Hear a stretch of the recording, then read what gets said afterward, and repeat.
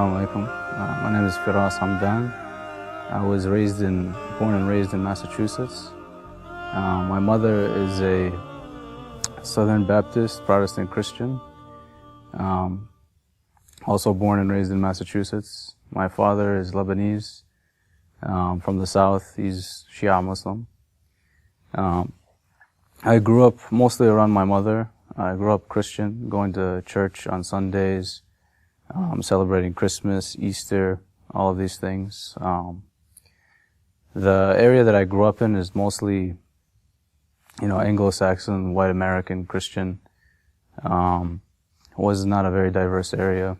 I think the nearest mosque was about an hour and a half away. Halal meat is also an hour and a half away. Anything pretty much like Islamic or ethnic or anything is very far. So you can imagine like the area and, what I had to grow up around. But for the most part, everything I've known my whole life until I was about 13, 14 years old was typical American. I eat pork, I did all those things. I didn't know it was wrong. My father, he's, Muslim, but wasn't, as practicing as he could have been. So for the most part, my knowledge about Islam was pretty much, all I knew was you don't drink and, they believe that there's one God and Muhammad is their prophet. Other than that, I had not much more knowledge about Islam. So you could say for the most part I was raised as a typical white American, not knowing much about being Arab or being Muslim. All my life I did have this sense of belonging to a higher power. I always believed that there was a God. Even while I was going to church and while I was, I guess you could say Christian, I always had this uncertainty of, when I was practicing Christianity because of the, Holy Trinity, Jesus, the Son of God, all of these things. I was just told to believe it. My mom would always tell me about it, and everybody I grew up around, it was a very common thing. But all I know is that, from a young age, I always knew that, there had to have been a God, and that he'd have to have at least, a universal message for everybody to live by. And I wasn't, obviously, as a young kid, I wasn't exactly sure of what that was. I had a lot of questions, that arose during, when I was young, going to church and stuff like that. But I didn't have anybody that would satisfy those answers. My mother, she was a very devout Christian, and she still is. But she's by no means a scholar, obviously. So, I definitely always had this, belief in a God, my whole life. I first heard about Islam when I was, around, I'd say 11 or 12 years old. This was during the time when, 9/11 happened.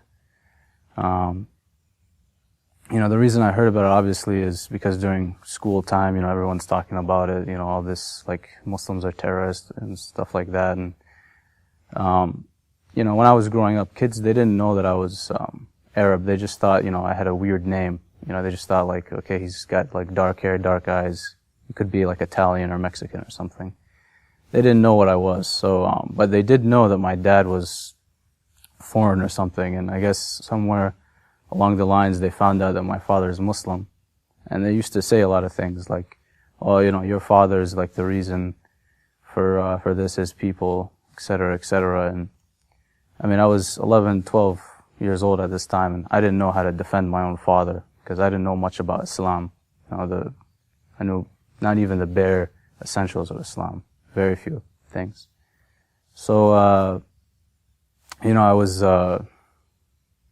actually afraid because I was is this what my dad, what my relatives are like, da da da. I was it can't be true. So I used to, I'd go to my dad, I ask him some questions.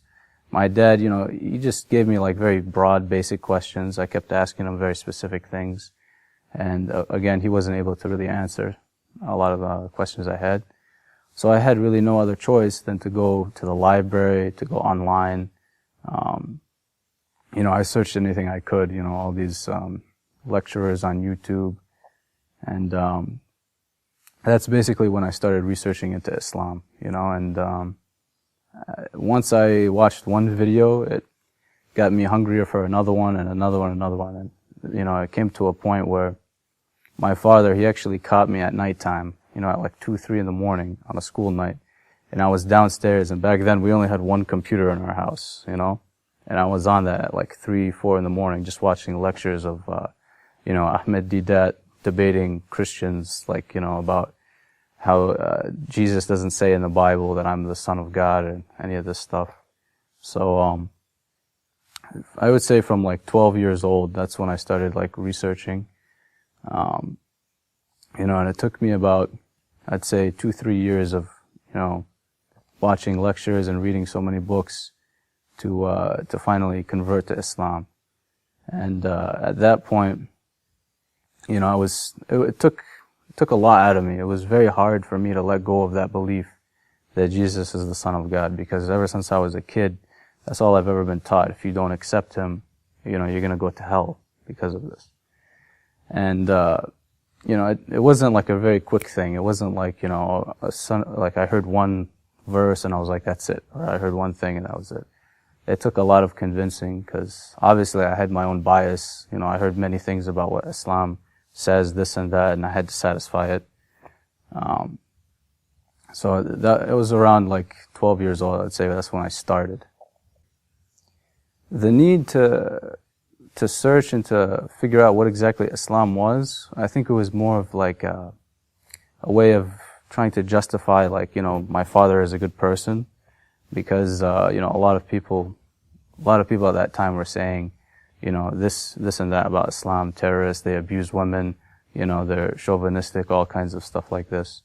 So, and I know my father is not like that, obviously. So I just wanted to kind of like, feel good about myself and know that that's not the case. But what I found was much more. I found truth in it. I found things that made much more sense than what I was already believing, going to church and stuff like that. They brought up a lot of questions that I couldn't argue, and it basically just opened my mind. I always wondered why, we're supposed to be a monotheistic religion, Christianity, yet we have 3 gods. You can pray to God or Jesus or the Holy Spirit. I never really understood how is that, one God. That's one of the things that really attracted to me, Islam. Islam, it's very simple. One God, one prophet, and that's really what attracted me the most to it. At that time, because, I had no, friends, no relatives, no Muslim contacts at all. When I went online, most of what I seen, most of the websites I found, lectures I found were Sunni websites or Sunni speakers. So at that time, that's what I believed in, and for the most part, I was more concerned with the oneness of God. I wasn't really going into, the history so much about Islam. I was mostly concerned with, what do they say about God? What is God like? Does God look like a person? Does he have blonde hair and blue eyes? Can you see what God looks like? All of these things. Those, I think, were the points that I really looked for. The books I looked for were about that. The lectures I looked for were about this kind of thing. So I would say for about, from 12, 13 years old until 18, that whole time, I was a practicing Sunni Muslim. I looked up online how to pray like a Sunni, all of these things. I practiced exactly like a Sunni. So during the period between I was 12 to 18 years old, this whole time, I was very serious. At that time, I went to school, I played sports and stuff like that. I was the only Arab/Muslim in my entire school. From elementary school to middle school all the way to high school. Never had Muslim or Arabs as classmates. So I was the only one. And, in a way, I kind of liked it. I was very, very serious, and I wanted to be a good example for everybody else, and I was not afraid of being different. I remember my junior year in high school, I decided I wear, like the skull cap. I think they call it a kufi. I wore it to school every single day. I wanted people, I wanted people to come up and ask me, why do you wear this? Why are you, like this? Why don't you eat pork and stuff like that? Of course, during that time, I was still eating, haram meat, and all that other stuff, but they don't know, they didn't know that what I was doing was wrong. But yeah, I kind of wanted to attract this attention. And I think that's, in the beginning, that's what I really liked about Sunni Islam, because they do, they have a lot of da'wah, videos and stuff like that. They go out to non-Muslims very much, and they're very active. And that's kind of how I was. I was very, out there. I was, debating people a lot in school, Christians, Jews, I was very into that, especially with Christians. I always, anytime, there was people talking about politics or religion, I wanted to be the first one in there and say my 2 words, But, when I was 18 years old, a senior in high school, my father, it's not like my father didn't see all this. He noticed, he's like, oh, my son, he's a Salafi, he's praying like this, he's saying everything is bid'ah, and, my dad had a conversation with me. He's like, why are you Sunni or whatever, he started saying a lot of things. He's like, they did this and they did that or whatever. I wouldn't take anything my dad would say seriously because at the beginning, when I started researching Islam, I kind of established that my dad is not a valid resource of what, religion is. So, I would argue with him about these things, and I would, beat him with the Sunni argument against my dad who's Shia, So, I said to myself, I was like, okay, I was turned off already by, Shiism. I seen a lot of things online, pictures, stuff like that. I would be in a lot of chat rooms and stuff online saying that Shia, they hate the, companions, they hate all of these things, hate, all these. So I was just wondering, what made them hate these people so much, or do they hate these people so much? All of these questions kind of arose. So I was like, I owe it to my dad. Why don't I just check into this, see what it's like? So, I started trying to find Sunni Shia, debates online. And mostly what I just kept finding was Sunnis talking about Shiism. I never really found a lot of lecturers of Shiism, Shia lecturers talking about Shia Islam. So I kept getting a lot of these people saying, that they, during Ashura, they turn off the lights and they commit adultery with each other. They, believe that, Ali is above the Prophet, they worship the Imams, all of these things. So I was like, what, when I was going to church, people would say a lot of things about Islam. So I was like, okay, this sounds a lot like what I was told about Muslims before I became Muslim. So let me look into it a little bit more. So I started listening to some lectures. I found a few. I found Hajj Hassanain Rajabali, I found Sayyid Ammar Nakshawani. I found a few others too. And, they started talking about the history a little bit more, and I realized I didn't know too much about the history. I just know more about the theology, just basically beliefs in God and stuff like that. So when I started looking into the history, Imam Hussain came up. That was the biggest thing for me when I decided to lean more towards the Shia school of thought. I never heard about the martyrdom of Imam Hussain before that. Some of the hadiths and stuff like that I heard when I was listening to Sunni lectures, most of it was when Hassan and Hussein were little kids. Very little things about them. Almost nothing. I knew Imam Hussain was killed, but I didn't know it was a massacre or anything like that. I was not taught that. So the first thing that I seen about Imam Hussain when I heard about the massacre, that made me really doubt everything that I ever learned, when all these books that I read, all the lectures I heard. I used to listen to Khalid Yassin, I used to listen to Hamza Yusuf, Ahmed Didat, Yusuf Estes, all these guys, all these Sunni lecturers. Never once did I hear anything about Imam Hussain and Karbala and how he was sacrificed. So once I heard about that made me dive into the world of Shiism. So when I first decided that, Shiism is for me, and that I accepted the path of Ahlul Bayt, was a little bit after learning about the tragedy of Karbala, and then after that, I started looking more into Imam Ali and his life and what actually happened.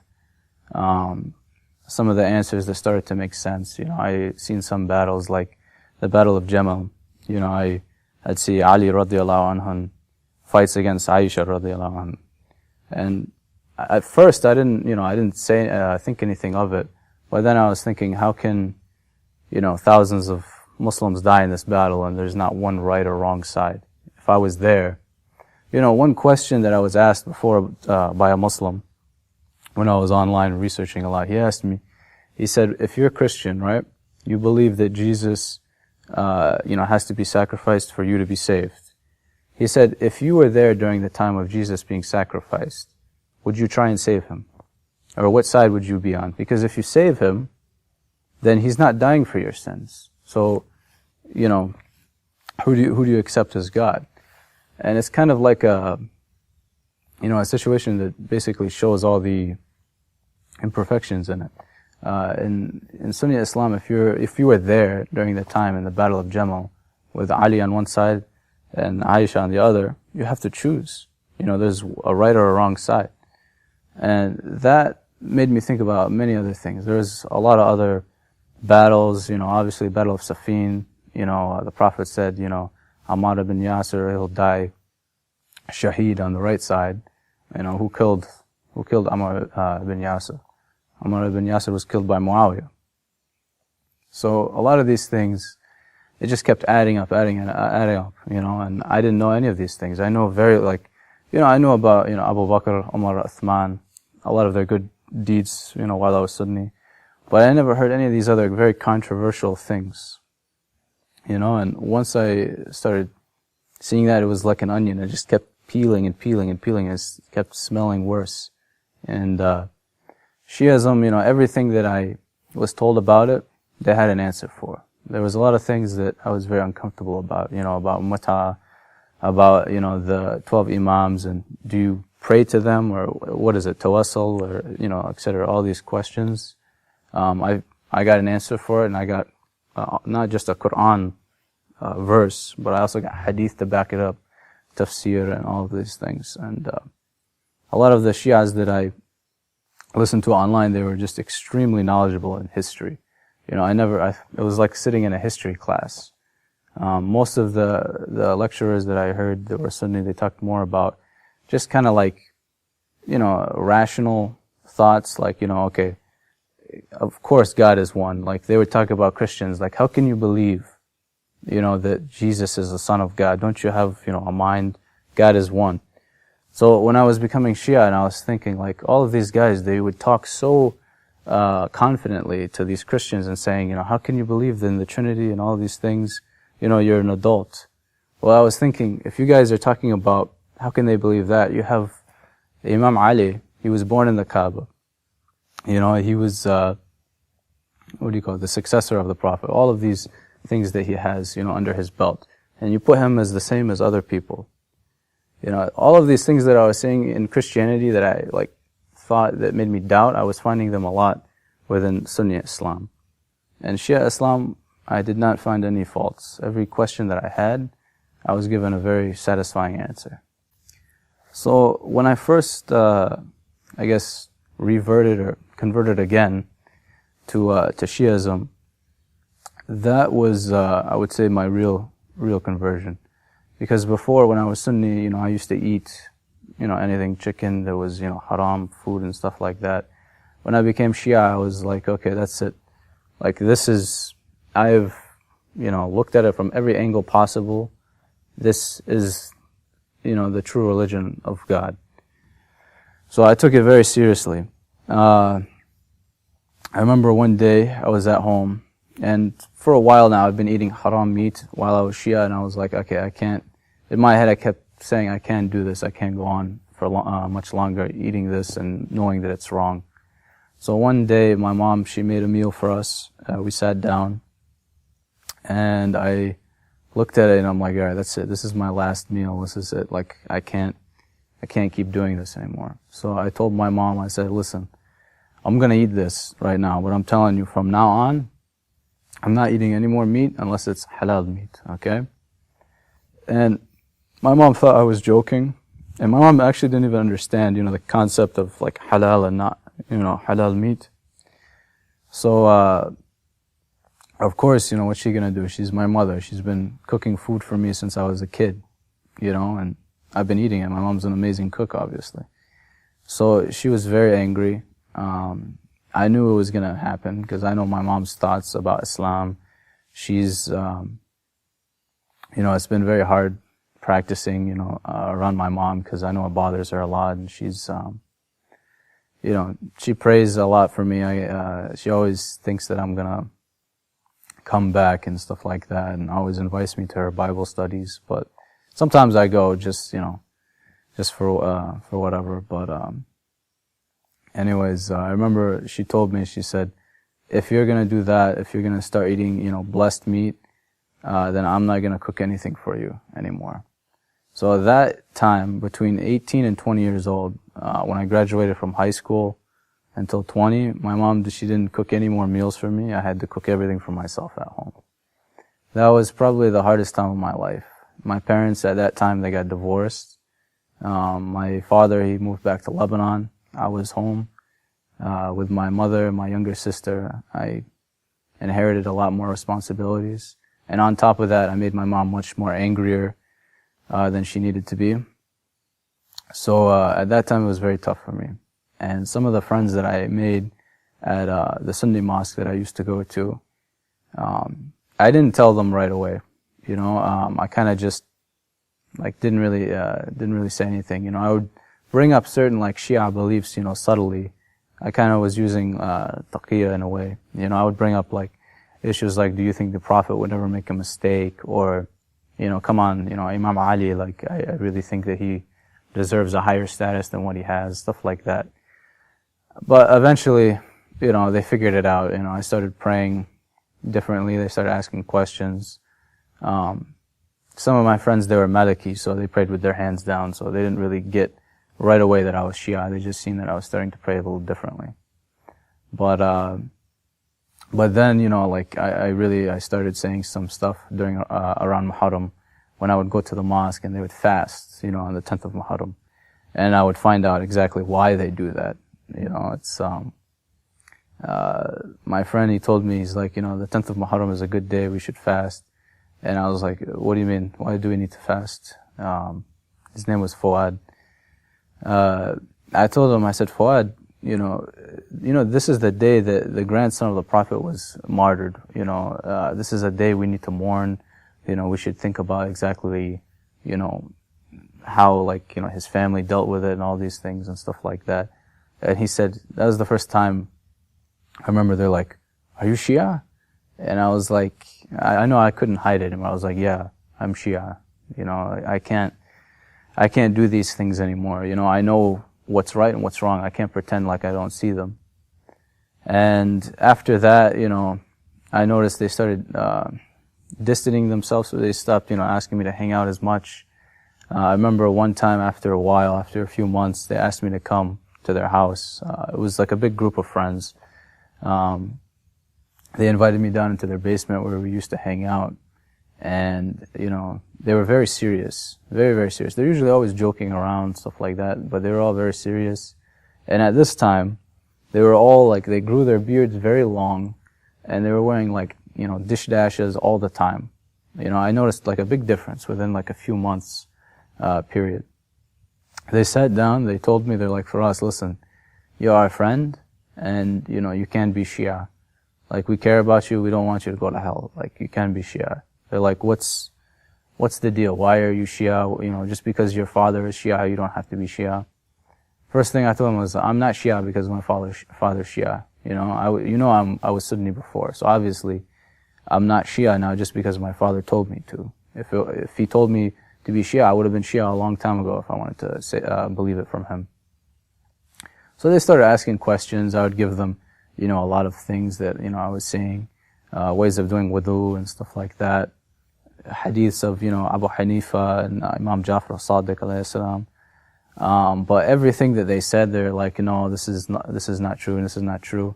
Anytime I'd ask them, okay, can you give me, an argument for this from the Quran, from a hadith, anything like that, they just say, no, like you guys, you have made up, like hadiths, they're not, strong. You know, even they would say you have a different Quran. You know, I told them, well, okay, if we have a different Quran, okay, you have a Quran over there, let's take your Quran and let's see, how it goes. So, obviously that didn't get anywhere. I didn't hang out with, my Sunni friends as much. So I started trying to look for Shias within my area. By within my area, I mean like, they lived at least an hour and a half away. Because where I live, there's nothing. There's no Shia, there's no Muslims, let alone anything, you know, ethnic at all. So I started looking like on Facebook, anything for like Shia groups within Massachusetts, you know. I found a couple that lived in a nearby city, you know, and I sent them a message. I said, hey, you know, is there any like Shia mosque around here? Is there any Shia like scholars, sheikhs, something like that? And, you know, alhamdulillah, he got me connected with some brothers, and, you know, I was able to go to an actual majlis for Imam Hussain. I remember my the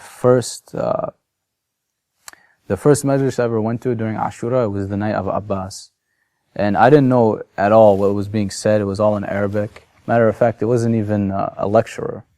It was, we went to a small house. There must have been like 30 people at max. And we were just watching a TV of a guy speaking, you know, and I didn't understand anything he was saying. I'd ask, you know, one of the guys I was with, you know, who was he talking about? He said he was talking about, you know, Abu Fadl Abbas.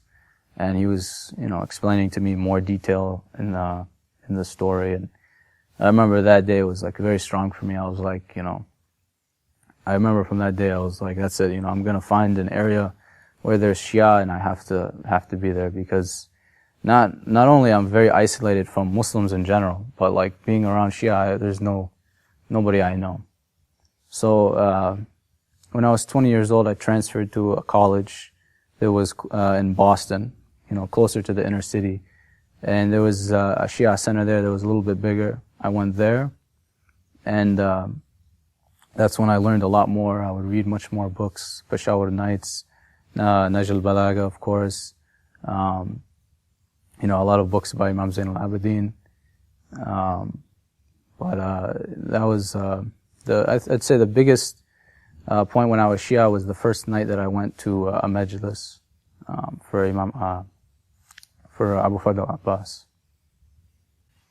You know, the Ahlul Bayt, they saved me from a very, like troubling existence in life. You know, when I was, younger, when you come from like a mixed family, when your mother's, you know, American, Anglo-Saxon white, your father is, you know, Arab, he's Muslim, and my mother's Christian, you have an identity crisis. You know, I didn't know where I belonged. I was struggling being, you know, a Christian. I didn't know, like, if, you know, Muslim is the right faith and stuff like that. But once I got satisfied with, you know, the path of Ahlul Bayt, they saved me from a lot of things. You know, most of my family, they're not, Muslim, you know, and I see their lifestyles are much different than mine. Everybody I grew up around are not Muslim. They got into a lot of drugs, you know, alcohol, partying, stuff like that. And I know I could have easily been influenced, with that if I didn't have these role models like Imam Ali alayhi salam, like Imam Hussain alayhi salam, like all of the Imams we have, the Prophet, of course. If I didn't have, you know, a solid foundation for Islam, as far as like when I first started learning, I could have easily fallen into this lifestyle. You know, I was mostly in the world of sports. And in the world of sports, you know, you get offered a lot of things. And if I didn't have a strong faith, you know, in the Ahlul Bayt, then I would have easily fallen. And so I definitely would have to thank, Imam Hussain alayhi salam, because Karbala, when I learned of this, it was one of the strongest, impacts in my life.